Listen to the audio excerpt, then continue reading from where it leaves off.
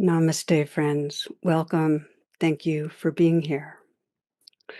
So, this is our final session in this intro series on mindfulness, on heart presence. I can still remember the moment early on in my first 10-day retreat, mindfulness retreat, having this sense that this practice, these teachings, can carry me the full way through my whole life. Is all I need on a path of awakening love, awakening wisdom.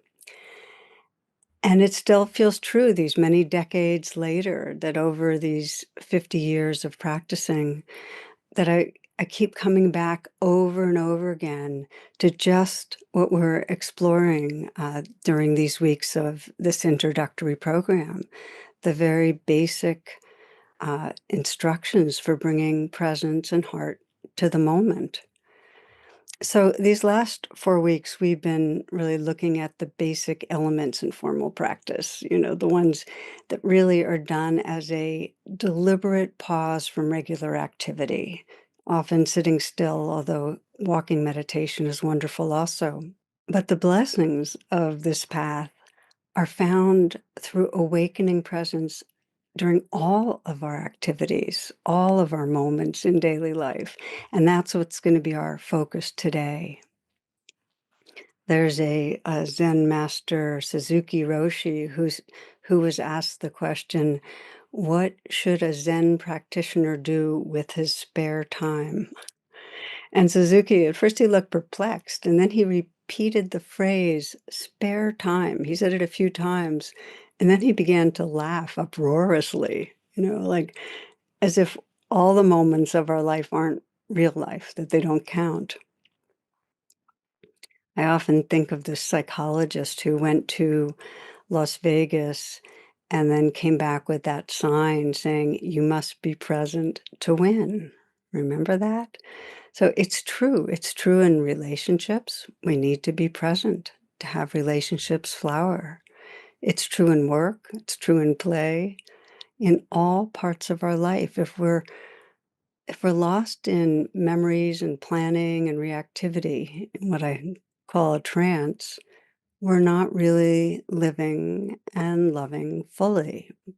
A few years ago, I was preparing a talk on this, really how we need to wake up presence as we move through all parts of our day. And I was in the shower thinking about some ways to focus and illustrate the talk. And I realized that I was slathering shaving cream all over my head. So it's like, really, are we here for this life?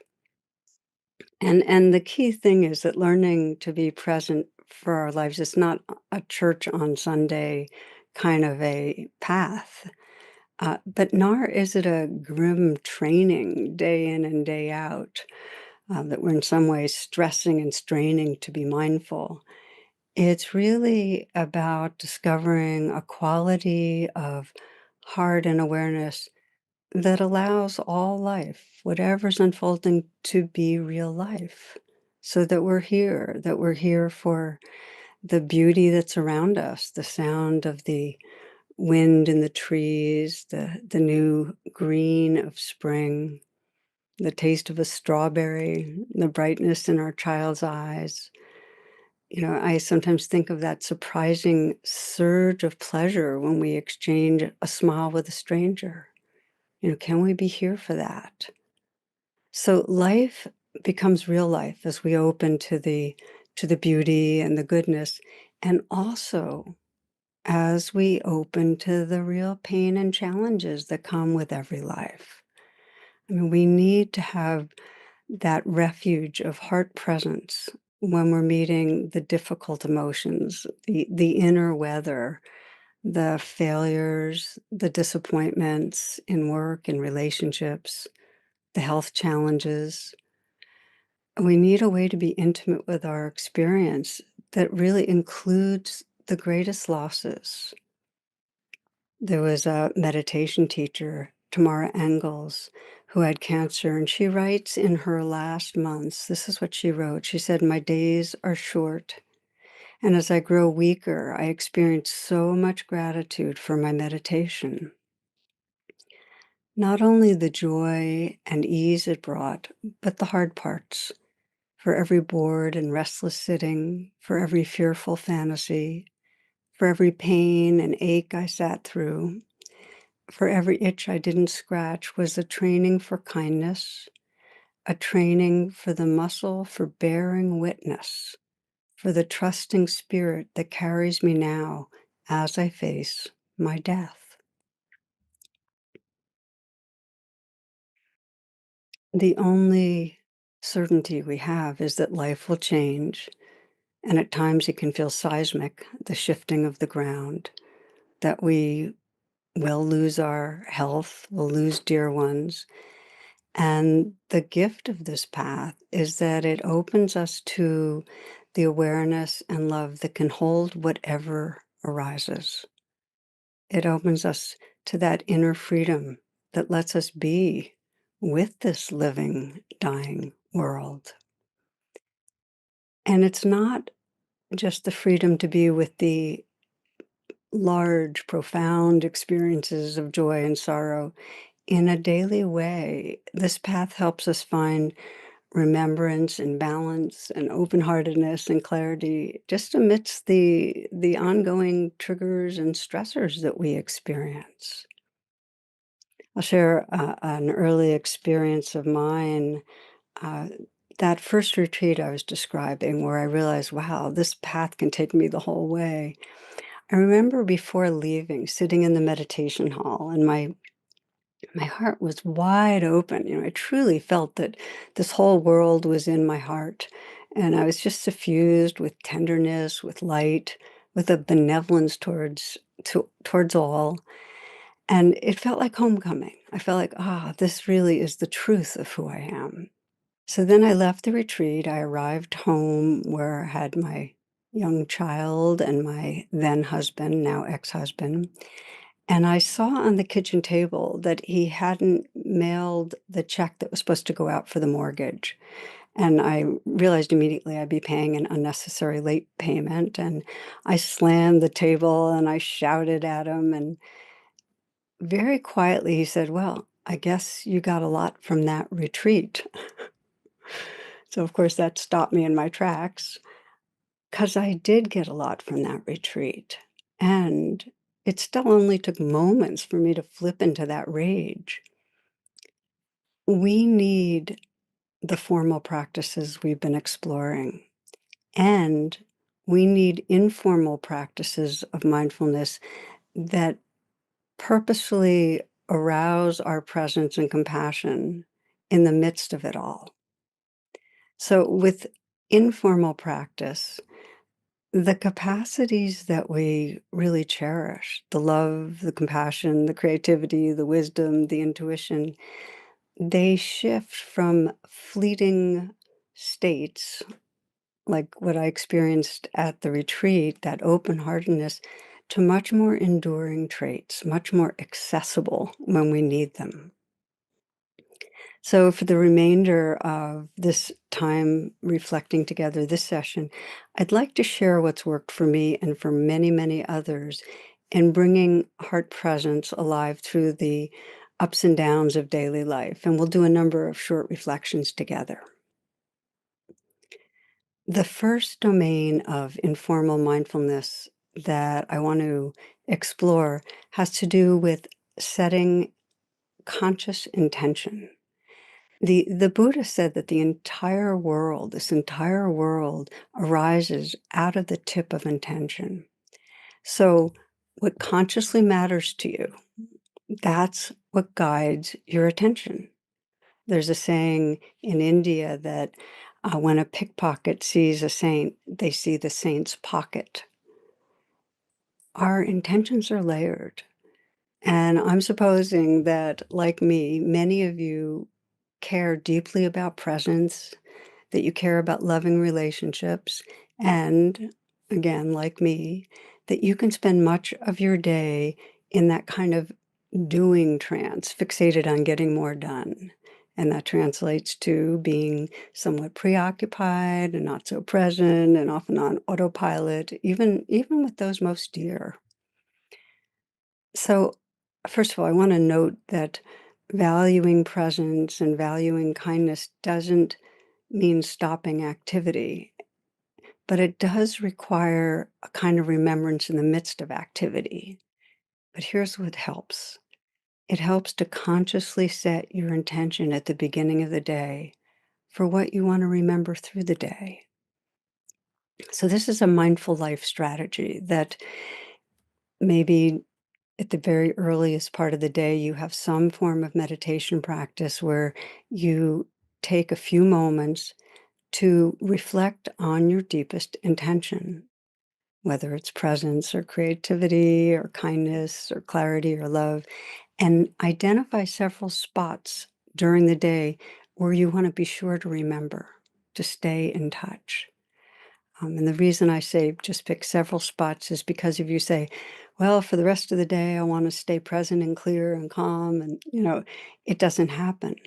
But if you think of certain times that you're most likely to go into trance, and say, I want to really be present then, I really want to have my heart open then, it's much more likely you'll remember. So, for instance, for me, I'll intend, that I move through the day with presence, with care for others, and I'll look specifically at, oh, there's going to be this Zoom meeting, or this time I'm teaching a webinar, or here's when I'm connecting with a family member or a friend. And I'll imagine bringing that presence and warmth into that. And then at the end of the day, you're sandwiching the day with intention and reflection. You do a short reflection, just looking back and sensing how to go. And it's not to judge. It's to learn, oh, when I was talking to that family member, I got judgmental. Or, oh, I was multitasking and I wasn't really there for such and such. I went into a trance because that informs the future. If you don't judge, but you just are there to understand better your patterning, you'll increasingly find that you're living from your intention. And it matters because so often you hear about, well, the regrets of the dying are that they didn't live true to their hearts, and instead they live true to expectations or shoulds or addictive habits or busyness. And yet we know that to have a happy life, it means living aligned with our heart, true to our heart. So set your intention in the morning and try to remember your intention as much as possible through the day. Check in at the end of the day. How did it go? With a forgiving and curious heart. The next informal practice that supports heart presence in daily life is to use your body as an anchor as you move through the day. Because as we know, there's huge swaths of time that we're lost in thought. We're dissociated, we're in a trance, we're on autopilot or reactive. And why it matters is that the body is always in the present moment. So when you return to sensations, you might do it right now, just feel your hands, the breath, the feet on the floor, your hands on a doorknob, your sitting posture or standing posture from the inside out. In the moments of returning, you are interrupting the trance. You're interrupting autopilot. You're cutting through reactivity. And it gives the possibility of reconnecting to your full intelligence, your intuition, your creativity. Use practical cues to help train yourself to come back to the body. You might take a single full conscious breath whenever you switch tasks or finish sending an email or walk through a doorway.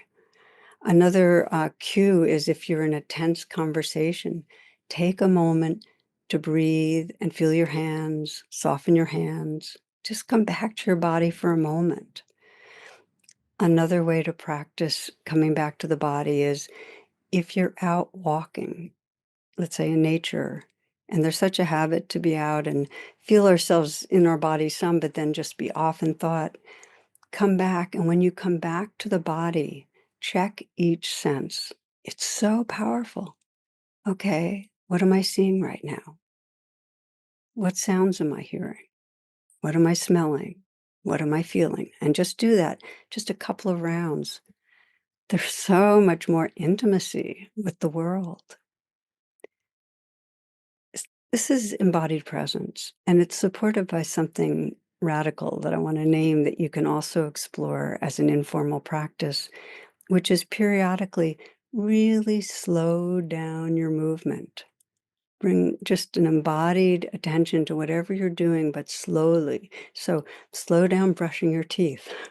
It could be a pretty entertaining video just to see clips of the way people brush their teeth. I mean, it's really vigorous, very, very fast. Slow down when you're cleaning the kitchen. We're just so habituated to speed and it disconnects. There's an experience that if we walk half as fast, we take in twice as much. There's a story of a family, and they're going through a desert, and the parents are on one camel, and the kids on another, and all their belongings on a third. And you see the child turning around saying something to his father, and the father's responding, "Will you stop asking when we're going to get there, for crying out loud? We're nomads." You know, we're just always on our way and moving fast. So there's a lot of power to slowing down, using the body as an anchor to re-arrive here and now. And you might take a moment to just sense for yourself, what are the situations in your life that you might explore coming back to your body in? Just pick a few so you can really practice. Maybe it's when you're cleaning the kitchen. Maybe it's when you're taking a shower. Maybe it's when you're brushing your teeth, walking outside, situations where you might move more slowly, be fully here. Here's a short poem from the poet Dana Fald. She says, "It only takes a reminder to breathe, a moment to be still, and just like that, something in me settles, softens, makes space for imperfection. The harsh voice of judgment drops to a whisper, and I remember again that life isn't a relay race, that we will all cross the finish line, that waking up to life is what we were born for. As many times as I catch myself charging forward without even knowing where I'm going, that many times I can make the choice to stop, to breathe and be, and walk slowly into the mystery."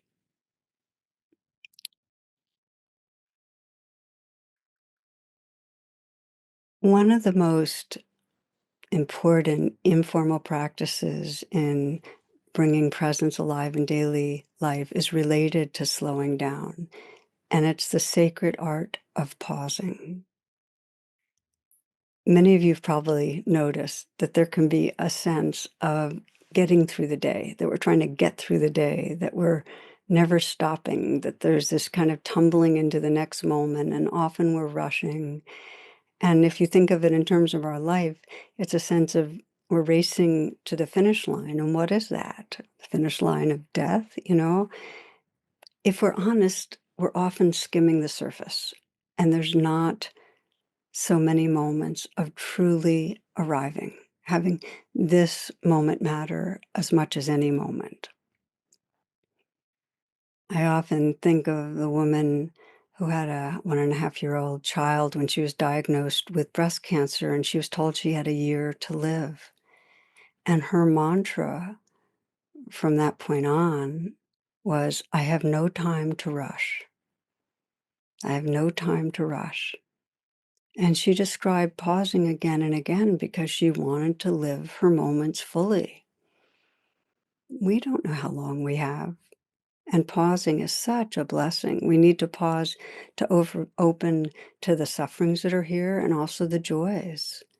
I think so often of Viktor Frankl's line, you may be familiar, that between the stimulus and the response, there is a space, and in that space is your power and your freedom.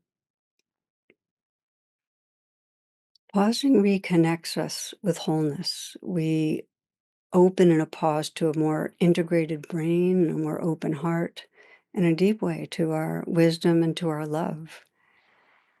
There are key moments that are particularly valuable to pause. I mean, if you sense you're in an anxious rush, pause for just 10 seconds. Just 10 seconds, pause and breathe. You will almost always be grateful and maybe even surprised at how much more resourced and present you feel. As for that mom, we really don't have time to rush. It's a gift of presence to pause. It's also really powerful, good medicine to pause in the moments that you're triggered by somebody. When I get a triggering email or text, I have trained myself to pause. And in fact, I have a rule to never respond right away, to process and settle enough so when I respond, it's from a much more awake heart. And beyond that, I'll read what I write in response as if it's to me, so I can really sense that presence. So that's my rule. Well, except a few weeks ago when I got really annoyed and I dashed off a response and I created all this defensiveness and distance with a dear one that I then had to untangle. I mean, I really regretted it. And I just keep finding it without the pause, we react from an upset, defensive, judgmental part of ourselves. It's not from our wholeness, and it creates distance. So it's a life-changing practice when angry, difficult, charged exchanges are happening in person, online, to pause before responding. And it takes practice. It's super uncomfortable. I mean, when you're pausing and you're all worked up, you're just sitting with that worked upness and you feel like bursting because everything in you wants to take control. But wait, because the truth is this, that the longer you pause, the more possibility of responding in a way that is from your best self, that brings more understanding and connection. And it's very physical and practical. It's because your system will have had time for the brain to get more integrated again, bringing the prefrontal cortex back online, relaxing, opening the heart. And don't just pause for what's challenging. When you experience goodness, joy, beauty, love, gratitude, wonder, pause then too. No time to rush. Live it. Truly, mindfulness isn't just for difficulty, it grows our capacity to celebrate life. It opens us to moments of delight and awe and connection, and actually helps us be more inclined and receptive to them. And that's based on science, that we are designed to remember the scary, hurtful experiences much more readily than the goodness. So there's a real wisdom to taking in the goodness, spending time with pleasant experience. There's more chance that it'll stay in your implicit memory and incline you towards more of the same in the future. So you might practice by really pausing with moments of beauty or warmth or laughter or gratitude. When you let it in, really feel it bathing you, the good feelings. 5 breaths, maybe 20 seconds. Let it really sink in. And through the day, this is beyond the particular moments of pausing when there's something challenging or something beautiful. Try short micro pauses throughout the day, after you get off the phone or at a red light or before getting out of the car, before sending an email, speaking in a group. Just try a micro pause. And let's pause now for a moment. Just drop everything that's in your mind. No time to rush.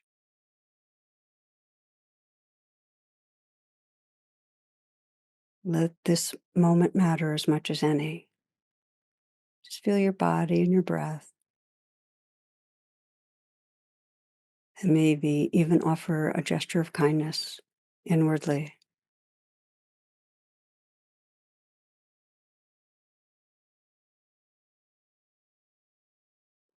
It's radical. It really is radical, friends.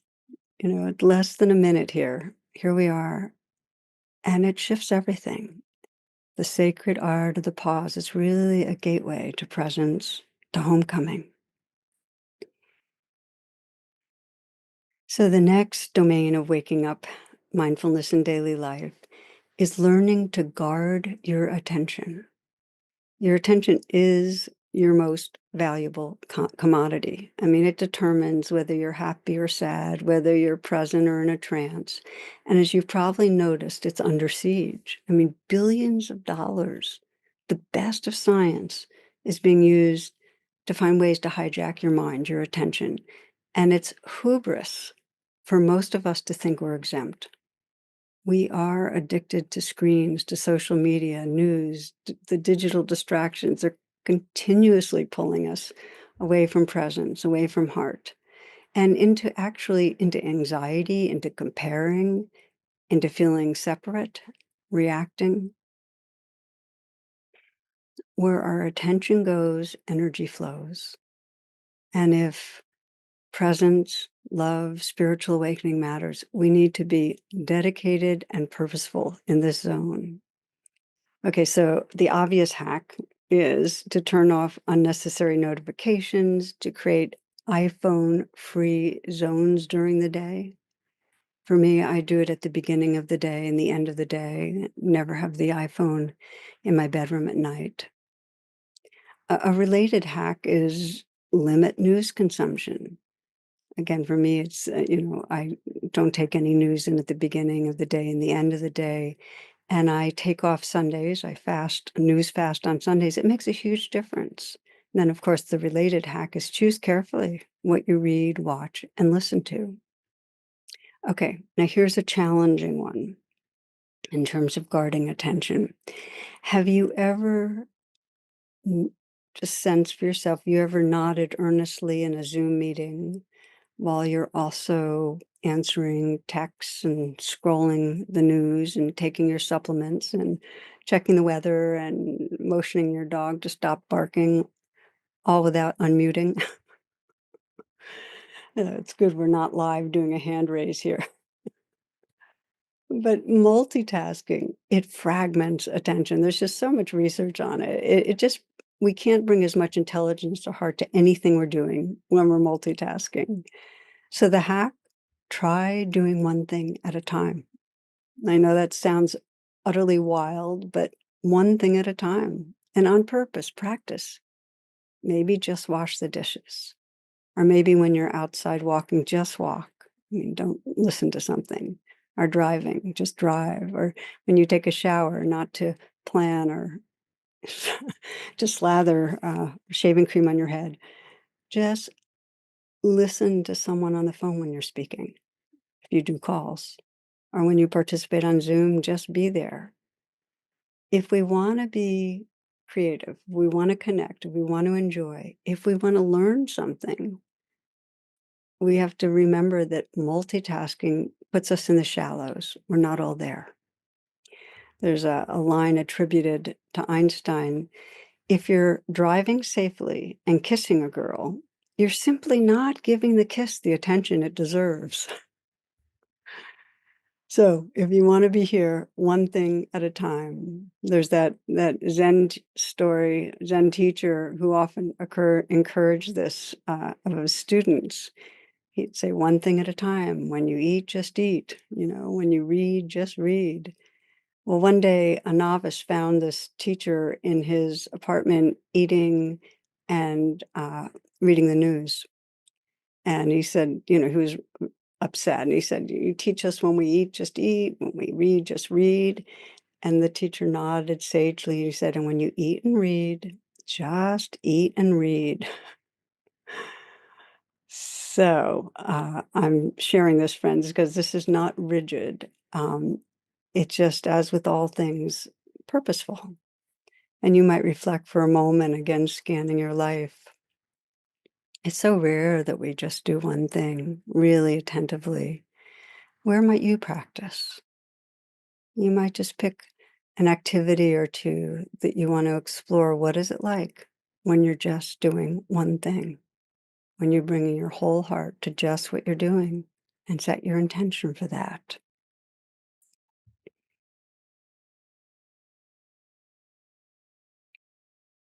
Perhaps the most central domain of awakening mindfulness in daily life is bringing a present heart into our relationships.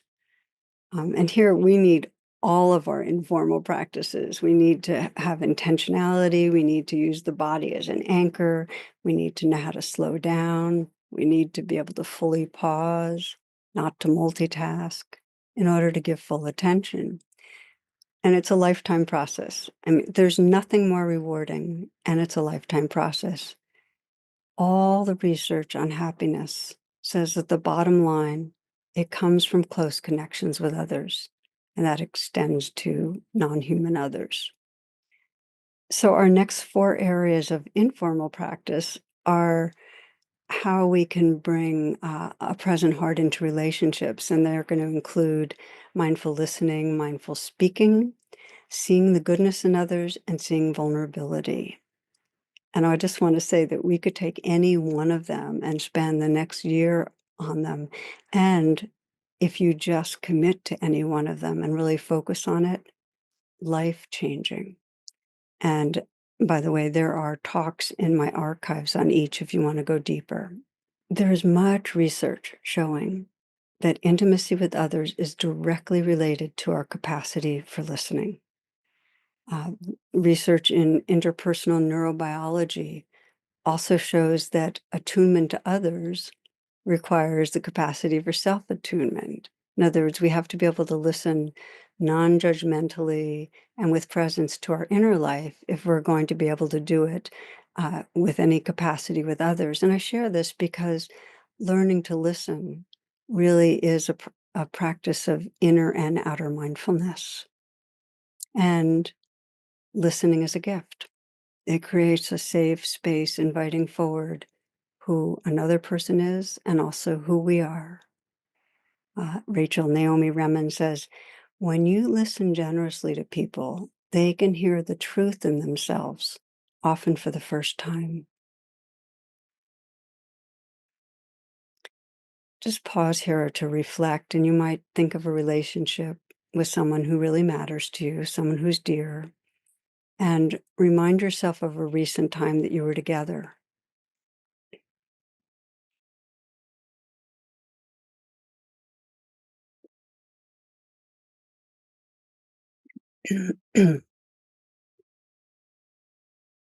And notice as you review that recent time how well you were listening, and see if you can do that without judging, just curiosity. How well were you listening?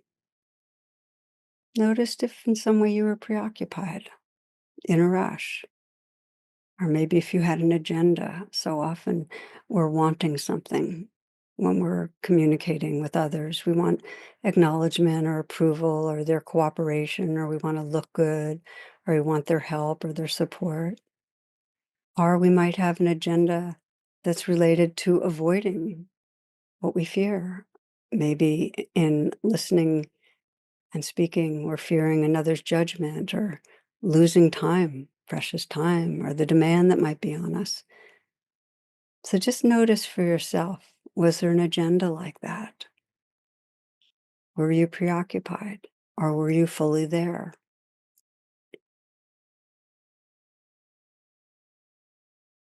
And let this reflection be in the spirit of deepening listening as you move forward.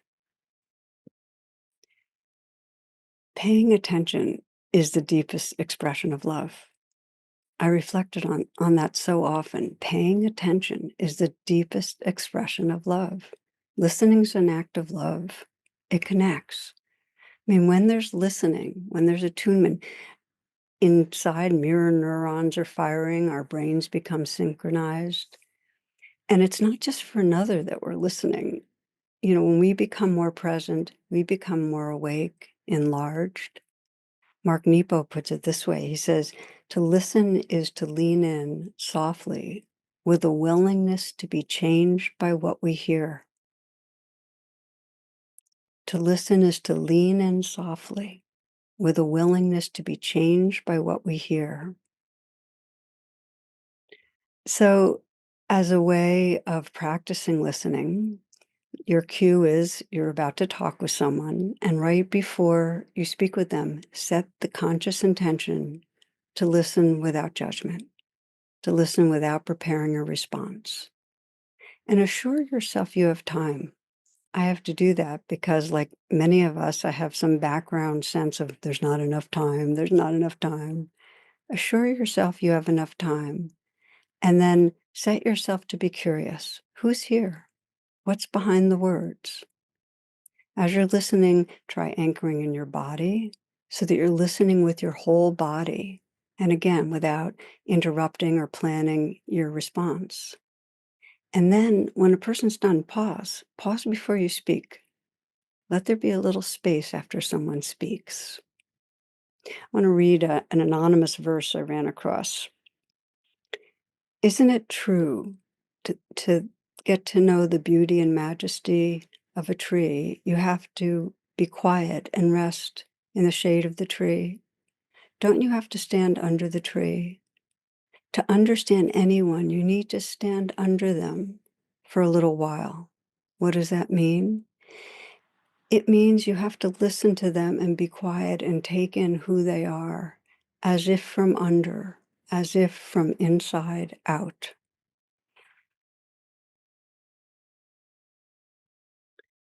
Want to read you one more quote. If you have listened, truly listened, you don't find yourself alone. That's from Nick Penna, 5th grade. So again, let's pause together. You might bring to mind that person you reflected on earlier, someone you have the intention to listen more deeply with, someone who you might be speaking with again soon. So bring someone to mind, probably that person before, and imagine the situation that you might be in. And imagine setting yourself to really listen this time. That you're in some way going to say to yourself, I have enough time. Who is this person? What's behind the words? Listening to them and being quiet and taking in who they are as if from under, as if from inside out. And sense, as you reflect right now, how they might feel or respond having been listened to deeply.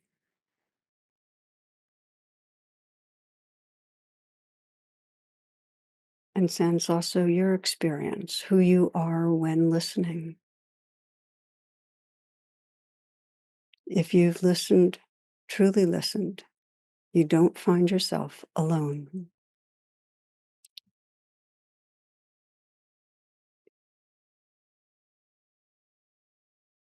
Like listening, mindful speaking is intrinsic to nourishing safety, intimacy, and love. And in Buddhism, the guidelines for mindful speaking are, and that can include expressing yourself in any way, writing, and so on, to speak what's true and what's helpful. And of course, it sounds simple and it takes a huge amount of presence and practice. And think of it, because often when we say, I'm speaking my truth, I'm just speaking my truth, it means I'm expressing my anger. And it may not be my deepest truth. It may be that under the anger, there's hurt. Also, how do we know what really helps? And sometimes expressing anger is important and necessary. Sometimes it creates more distance that can't really be bridged. And what's our timeline for what helps? Something might not feel good or seem like it's helping right away, but we humans keep growing and learning. So I'm just pointing these out because it's hard. For me, the most valuable remembrance in terms of wise speech, especially when it's a difficult, sensitive conversation, is to first check my intention before I speak and to imagine the outcome of what I might say. So if you do that and you find your intention is coming from fear or it's coming from anger or from greed, and you can sense, the outcome is not what I'd really hoped for, pause. Pause so that you can arrive at your deepest intention. Because for most of us, our deepest intention is to increase understanding and connection and the health of the relationship. And then imagine the outcome when you're communicating from that deeper intention. I shared an example of me lashing out in an email before pausing, speaking my truth, and it was angry. And if I had checked my intention, it would have been to show somebody I'm right and they're wrong. It would have been aggression. And the outcome, as I found out, was hurt and anger and shutdown. What if I had paused, which I had to do afterwards, and sensed, wait a minute, I really want there to be understanding. I want to feel our caring. I want us to collaborate respectfully. What a different way I would have communicated. And of course, when I got around to repairing from that intention, what a world of difference. So I just want to name it again that if you reflect on your intention before speaking and you actually sense what's the anticipated outcome, it's an amazing guide. And you might right now, again, pause and sense a relationship where there's a repeating kind of conflictual situation, some tension.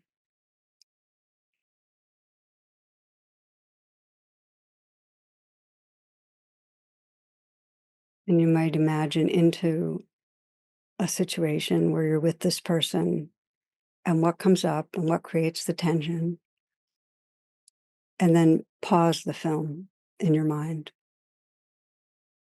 If you checked your intention before you spoke, what might you find? Maybe it's feeling hurt or disregarded, wanting to show you're right, wanting to control things. And keep pausing and sense what's your deepest intention with this person? What do you really want? If it was the end of your life looking back, what would matter? And if you remembered that, what might be more creative choices in communicating that bring a different and better outcome?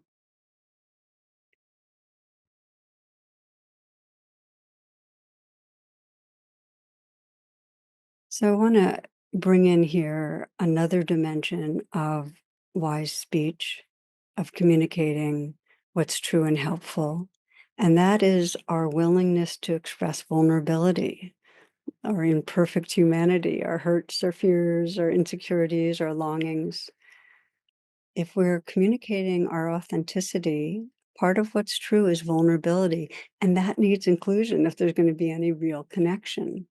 So the invitation is when you can, and this is a really challenging and beautiful practice, take the chance to lean towards being more real and authentic in your vulnerability.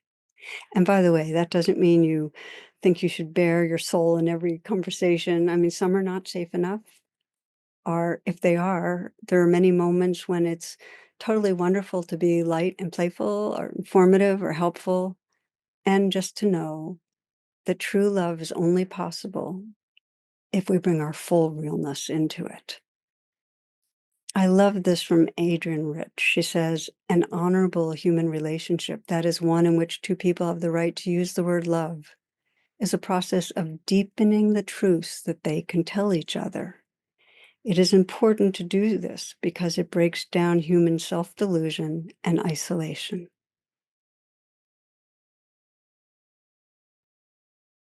If it were easy to tell difficult truths, we do it more. But we fear being vulnerable. We're afraid we might be wounded or rejected. And by the way, in our current atmosphere of our larger society, vulnerability is considered weak. Yet the reality is, when we engage mindfully and heartfully, when we speak these truths, it's really true strength. empowerment and freedom that arises. So it's wise to experiment where we feel most safe and to keep stretching because this really is the gateway to what we most long for, to real connection. These are the words of the poet Mark Nepo. He says, "We waste so much energy trying to cover up who we are, when beneath every attitude is the want to be loved, and beneath every anger is a wound to be healed, and beneath every sadness is the fear that there will not be enough time.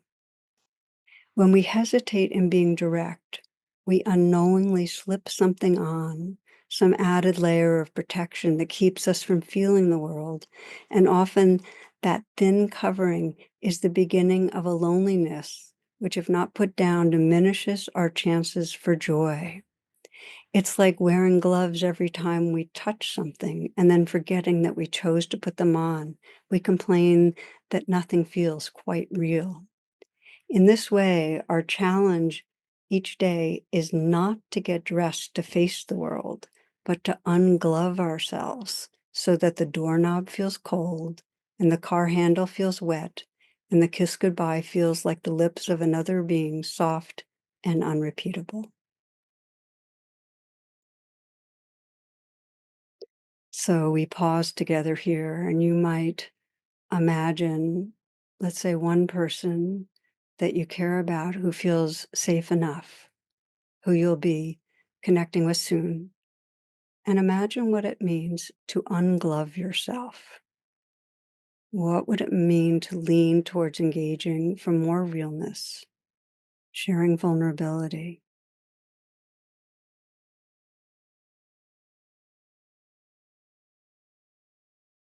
As you consider this, include the fears that arise as you reflect and hold them with kindness because they're natural and universal.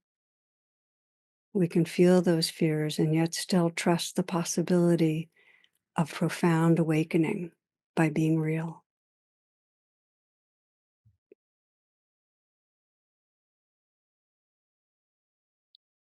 In relating with one another, one of the most radical and wonderful practices we can undertake is intentionally looking for another's goodness. And our survival negativity bias filters more than we're aware of because rather than seeing another's basic goodness, we don't go around usually just wow and wonder at the qualities that we respect and love and admire. More likely we can fixate on others' imperfections, especially the behaviors that bother us or that we also exhibit or that trigger our insecurity. So this informal practice of intentionally looking beyond the mask, the coverings, to sense the basic goodness that's here helps us, it gets us in touch with the love and the creativity and intelligence, the humor, the sentience that's living through another. And we cultivate the capacity to see what Thomas Merton calls the secret beauty behind the eyes of every being. I remember some years back talking to some parents. They were very concerned about their son in his early 20s who was living with them. He was having a hard time finding work, and had a lot of attention deficit going on. He was disorganized, low self-esteem, and he's just spent a lot of time with his ear pods in or hanging with friends that were still in town. So his parents were concerned, like, how will he ever make it? And his mother said, "What should I do? Should I send him white light? Really, what do I do?" And just asked a question. I said, "Well, what do you really love about him?" And they very quickly, both parents, "Oh, he's got a great, wicked sense of humor. And he's really creative. He's really bright. And he's just the kindest person." So I invited them for the next 30 days or so to do the loving kindness practice and just reflect on that, reflect on the gold, the goodness, and feel their love. And just that's it, just that. When I got back together with them, the mood in the household had really changed. Something in their belief in his goodness had been contagious, versus projecting out fears about what was gonna go wrong. something got through to him in a way that he relaxed, and he started volunteering, doing some educational videography, assisting an organization, and then got hired to work part-time. The greatest gift we offer is to mirror another person's goodness. It's so easy to lock into our worries or our judgments and not to really tend to the depth of who others are. And seeing goodness brings it forward. Again, Thomas Merton says life is this simple. We're living in a world that is absolutely transparent, and the divine is shining through it all the time. This is not just a nice story or fable. It is true. One of my fondest wishes, this is for cultures around the world, each in their own way, is to make a practice of namaste, which is really a gesture and a felt experience where we're sensing, I see the sacred in you, in me, in all of us. I mean, what if we could greet each other with namaste and leave each other with namaste and hold each other in that spirit? Simply the intention of seeing the sacred wakes us up because the goodness is here and our attention brings it forward. So take a moment, as we've been doing, bringing someone in your close circle to mind, and sense that you're going to be doing the informal practice of namaste in your heart mind right now. And just see their goodness. What is it you love and appreciate about them? And sense the genuineness of namaste, of bowing in some way to that goodness. It's a felt sense of reverence, of care. And imagine letting them know what you appreciate, being a mirror of goodness. And the feeling that would come alive between you, the increased intimacy and light. And just imagine if you could move through your life, how many relationships would come alive with that feeling of light and warmth if your intention is to mirror goodness. One of the heart trainings that has most changed my life is a compassion practice that's grounded in seeing others' vulnerability. And here again, we need to be purposeful. Most of us, when people are hurting, we see the unhealthy behaviors that come from the pain and we forget the pain. And I often use that metaphor of coming on a small dog in the woods, and the dog, we go to pet the dog, and the dog lurches forward with its fangs bared, and we're angry and we feel aversive, but then we see that the dog has a leg in a trap. We understand. And if we could see ourselves and others, if we could sense the leg in the trap, the hurt, the vulnerability, rather than judge and add to the suffering, we're able to respond in a caring, wise way. There's a school teacher, Kyle Schwartz, and she wanted to better understand her students. And she taught in an area with a whole lot of poverty. The students lived in really challenging environment. And she felt like if she knew better what their lives were like, she could support them in a more sensitive way. So she asked a question. She says, "What do you want me to know about you?" And I want to read you some of the responses that she got. One child said, "I wish my teacher knew my dad is in jail and I haven't seen him in years." Another, "I wish my teacher knew I don't always eat dinner because my mom works and I don't know how to work the stove." "I wish my teacher knew I like coming to school because it's quiet here, not like my house with all the yelling." "I wish my teacher knew that my dad died this year and I feel more alone and disconnected from my peers than ever before." "I wish my teacher knew I have arthritis, juvenile arthritis. Sometimes I can't do everything like the other kids." "I wish my teacher knew I have ADHD and I'm different from everyone else." "I wish my teacher knew that I got bullied on the bus. It made me feel sad." I wish my teacher knew how much I miss my dad because he got deported to Mexico when I was 3 years old, and I haven't seen him in 6 years. So, friends, these are real human beings, young beings wanting someone to know and to understand and care. And really, only if we can attune to another's vulnerability can we connect and respond to their needs. We need to, in some way, be able to ask, and we can do it silently and deepen our attention. Ask, where does it hurt?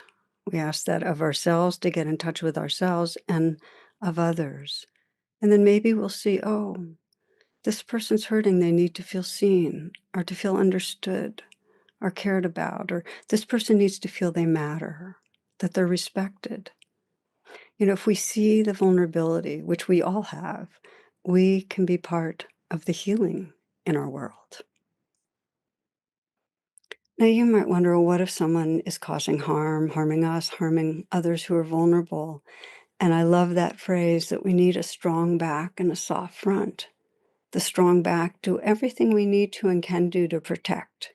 And still, the soft front that sees another's pain, that our hearts are open, so we act in a way that's wise. With the dog, with the leg in a trap, we might not get so close. We could get bit, but more, we can find whatever ways we can to get the dog's leg out of the trap to heal. So you might reflect in your life someone who's having a hard time, maybe behaving in unhealthy ways. And of course, it may be appropriate to intervene, the strong back for the sake of this person and other. But first, pause. What do they most deeply need from you? That soft front. What do they most deeply need energetically or words? What would help them? And just feel your intention to offer care,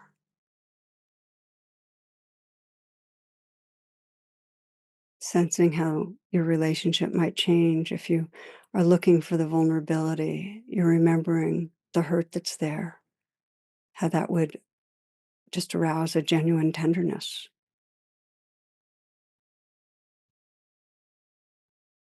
Okay, so mindfulness in relationships, listening to understand, speaking the truth to help, seeing goodness, seeing vulnerability, and now to widen, especially in current times, it's crucial that we look at what it means to have a mindful relationship with our world, with this larger society.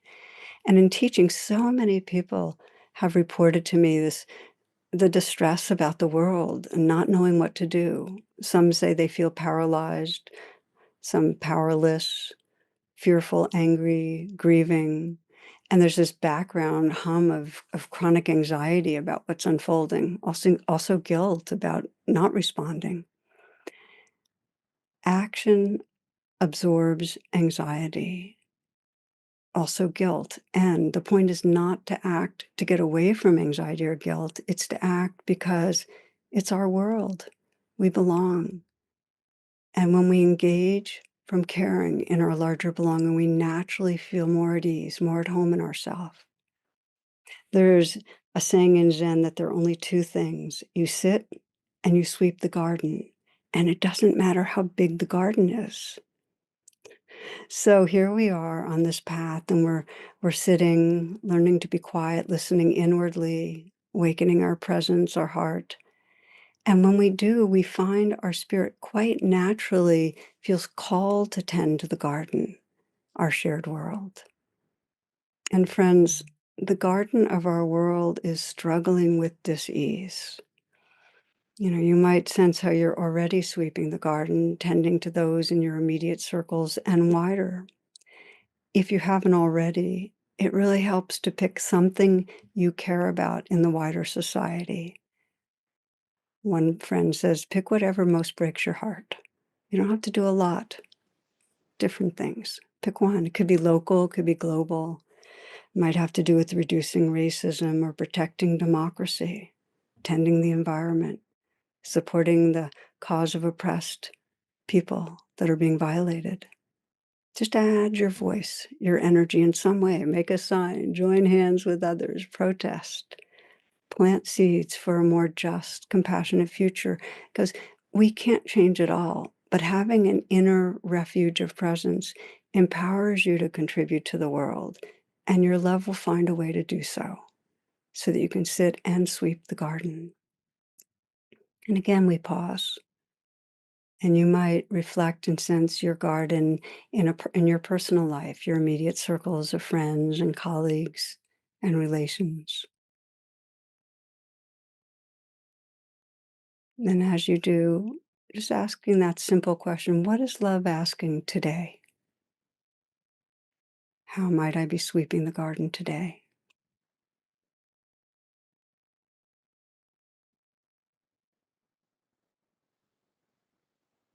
And then widening to sense the larger society that we belong to, the season,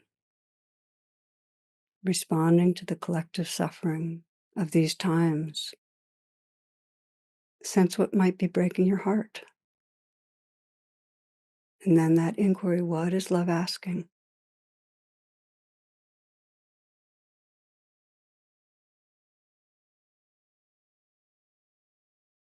L.R. Noce says, do not be dismayed by the brokenness of the world. All things break, and all things can be mended, not with time, as they say, but with intention. So go, love intentionally, unconditionally. The broken world waits in the darkness for the light that is you.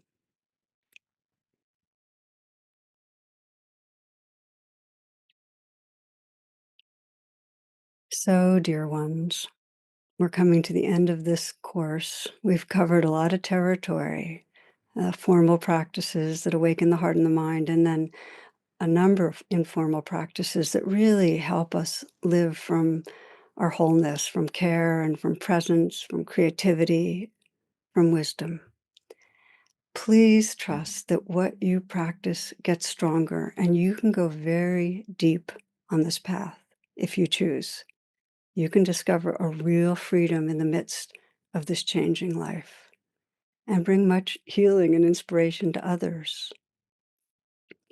We started, and you might not remember way back then, but we started our journey with the key ingredients in navigating the path, and I want to end by naming them again.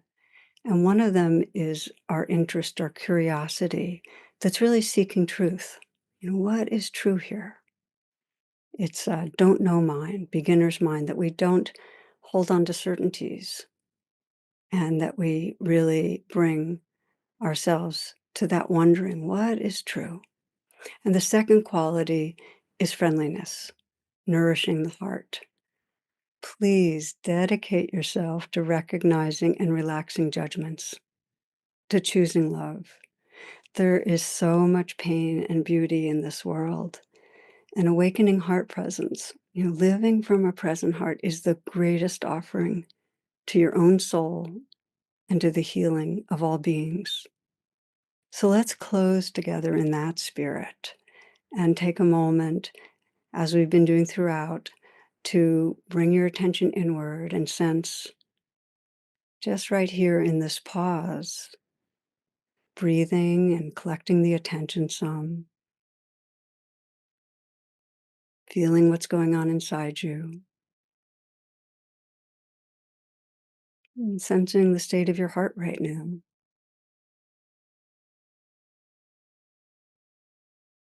Offering this human heart whatever wish, whatever blessing most resonates in this moment.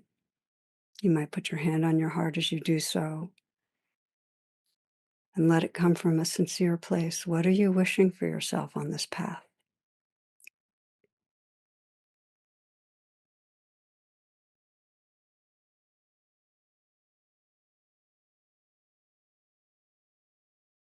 You're sensing it's really your spiritual heart holding your human heart. And as we sense that heart space and sense it as the heart space that we share with all beings, and we can feel our shared prayer that all beings everywhere discover loving presence as their essence.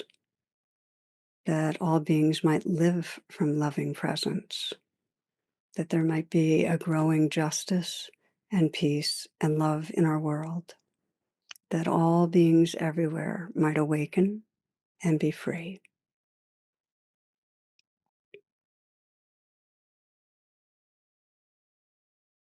So, thank you, friends. Thank you for being part of this series on mindfulness, on heart presence. I'm wishing you all love, all blessings on the path.